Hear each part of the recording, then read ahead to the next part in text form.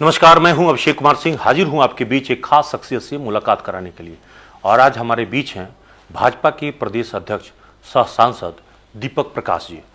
चलिए जरा सा उनसे बातचीत करते हैं, क्योंकि धनबाद में इस वक्त में 2 दिनों के प्रवास पे हैं और यहाँ पे इनका कई कार्यक्रम है, राजनीतिक कार्यक्रम जो इस वक्त में चल रहा है। दीपक जी, पहले तो न्यूज पोस्ट में आपका स्वागत है। पहले ये बताइए कि 2 दिनों के प्रवास के दौरान आपने कई जनसभाएं की, कार्यक्रम किया, पार्टी के कार्यकर्ताओं का भी मन टटोला, ये सारा कुछ पंचायत चुनाव और नगर निगम को चुनाव को लेकर है। सबसे पहले द न्यूज़ पोस्ट झारखंड के सभी दर्शकों को भारतीय जनता पार्टी झारखंड प्रदेश की ओर से खूब अभिनंदन। साथ में द न्यूज़ पोस्ट में काम करने वाले सभी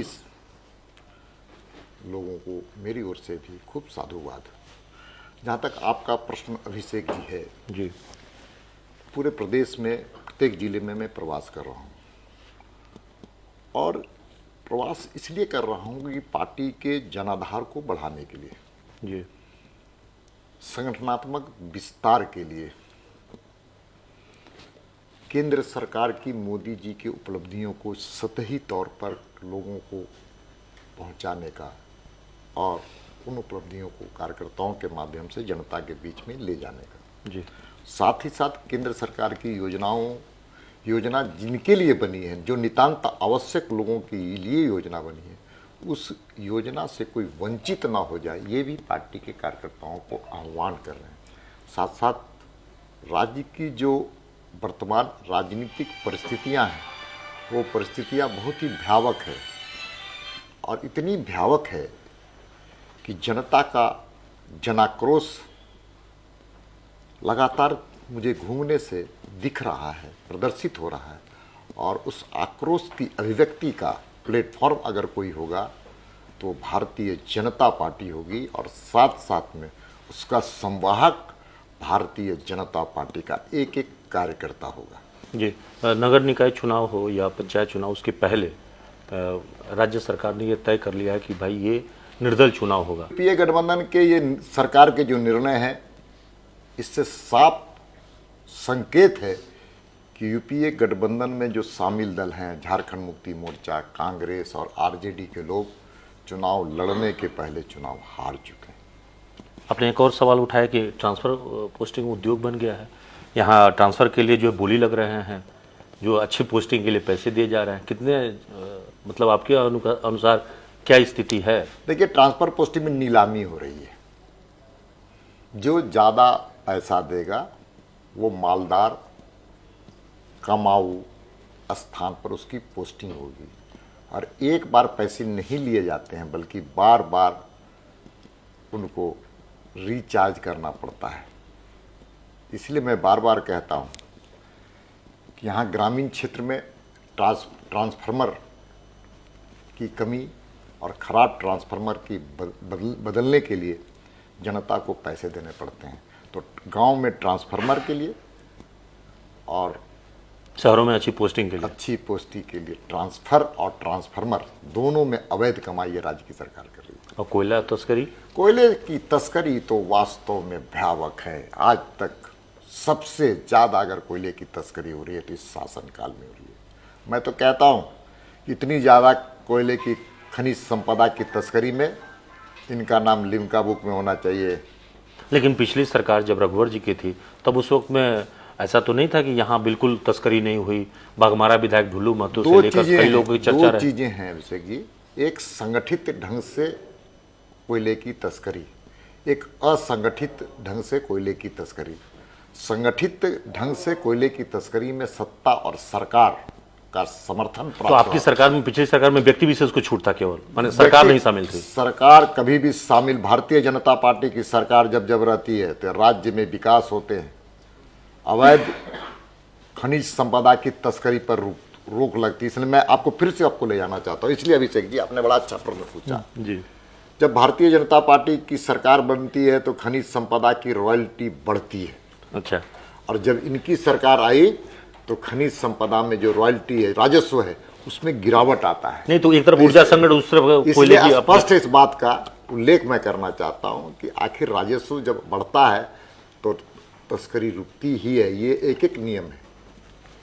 जी, नहीं तो यहाँ तो लूट की छूट है ना। निश्चित तौर पर यहां पर लूटपाट की छूट है, लूट की छूट नहीं, लूटपाट की छूट है पूरी तरह से सरकार के समर्थन में। और यहां पर सत्ताधारी जो दल अब तो के सीता विधायक सोरेन हैं, सीता सोरेन भी सवाल उठा रही है। सत्ताधारी दल के जो विधायक हैं उनके संरक्षण में हो रहा है। झरिया उसका उदाहरण है। जी, एक और भी सवाल है कि आपके पार्टी से जुड़े हुए जो पूर्व में जिला परिषद के अध्यक्ष रहे हैं और उन्होंने सवाल उठाया कि निरसा में जमकर कोयला चोरी हो रही है। देखिए, उनका व्यक्तिगत विचार है, लेकिन सच ये है कि यहाँ पर कोयले की तस्करी हो रही है। भारतीय जनता पार्टी का एक एक कार्यकर्ता मानता है। आप जानते हैं कि इस परिवार के अंदर भी सब कुछ ठीक ठाक नहीं चल रहा है जी, देवर और भाभी के बीच में वो संबंध नहीं है। जी, आपका इशारा जो है, हम जिस झरिया की आप बात कर रहे हैं, पिछली बार 2 सीट आप लोगों ने, एक सीट तो अगर कहें कि निरसा को आप लोगों ने हासिल किया, जहाँ पे लाल का वहाँ लालगढ़ का वर्चस्व था, वहाँ से आप लोगों ने छीना, लेकिन आपने गंवा दिया। टुंडी को जो आपने हासिल किया था वो गंवा दिया, झरिया गंवा दिया। उसको लेने के लिए फिर आप लोग क्या करें? देखिए, मैं कल झरिया गया था और झरिया जाने के बाद ये बात का मुझे पूरी तरह से जनता की भावनाओं का प्रदर्शन, जनता की भावनाओं का संकेत मुझे मिला है कि अगली बार वहाँ पर कमल खिलेगा। और कमल खिलेगा ही नहीं बल्कि कांग्रेस वहाँ से समाप्त होगी। आप तो सिंहसन गए थे, आपका स्वागत मैंने देखा, बड़ी आरती उतारी गई और आप बड़ा खुश होकर वहाँ से आप आए। मतलब वहाँ आप एक तरह से कहें कि झरिया की वापसी हो जाएगी। कुंती चाची से हमारा बहुत पुराना और मधुर संबंध रहा है। मैं उनको व्यक्तिगत नहीं, मैं राजनीति की भी सक्रियता देखता हूँ झरिया में काफ़ी है। इसीलिए आने वाला समय चुनाव है और चुनाव में हम वहाँ पर झरिया में कमल फूल खिलेगा। मैं फिर बार बार कह रहा हूँ, कमल वहाँ खिलेगा। और झरिया तो जनसंघ काल से हमारा उर्वरा भूमि है।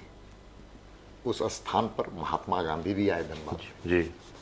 और आप अभिषेक जी, मैं एक पुस्तक पढ़ रहा था कि श्रम कानून का सुधार, लेबर एक्ट का जो सुधार और संशोधन अंग्रेज के ज़माने में हुआ, बाल श्रमिक और महिलाओं के काम के जो घंटे घटाए गए थे, वो गांधी जी यहीं पर खड़ा होकर के आंदोलन करते हुए उसमें संशोधन लाने का काम किया था। तो गांधी जी की भूमि रही है ये, यहाँ पर विनोबा जी की भूमि रही है, यहाँ पर दीनदयाल जी की भूमि रही है। यहाँ श्यामा प्रसाद मुखर्जी ने सिंदरी में खाद कारखाना खोलने का काम किया था।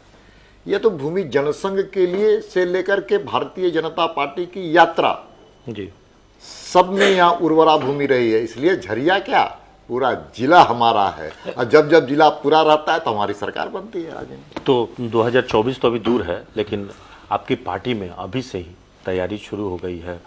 यहाँ संसदीय सीट को लेकर कई बार देखते हैं कि पूर्व मेयर और आपकी विधायक के बीच में भी नुरा कुश्ती हो जाया करती है। देखिए अभिषेक जी, अच्छी बात है ना, भारतीय जनता पार्टी का कार्यकर्ता किसी समय, किसी पल, किसी क्षण चुनाव लड़ने और लड़वाने के लिए कुव्वत रखता है। एकमात्र राजनीतिक दल है भारतीय जनता, जो जीवंत है, धारदार है, जनता की जन समस्याओं के लिए अग्रसर है। और चुनाव जब भी घोषणा होगी उस समय में हमारी पार्टी पूरी तरह से मुस्तैदी से लड़ने के लिए भी तैयार है। तो फिलहाल पंचायत चुनाव और नगर हर निकाय चुनाव के लिए हम हर चुनाव भारतीय जनता पार्टी ने तय किया है।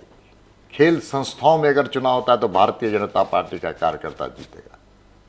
किसी प्रकार भी संवैधानिक और लोकतांत्रिक व्यवस्था में चुनाव होंगे तो भारतीय जनता पार्टी का कार्यकर्ता चुनाव लड़े, और चुनाव लड़े ही नहीं, चुनाव में जीते, ये भी भारतीय जनता पार्टी चाहिए। जी, तो ये थे दीपक प्रकाश जी, जो बता रहे थे कि पंचायत चुनाव हो या नगर निकाय चुनाव, दोनों ही चुनाव को लेकर पार्टी जो है पूरी तरह से कस कर तैयार है।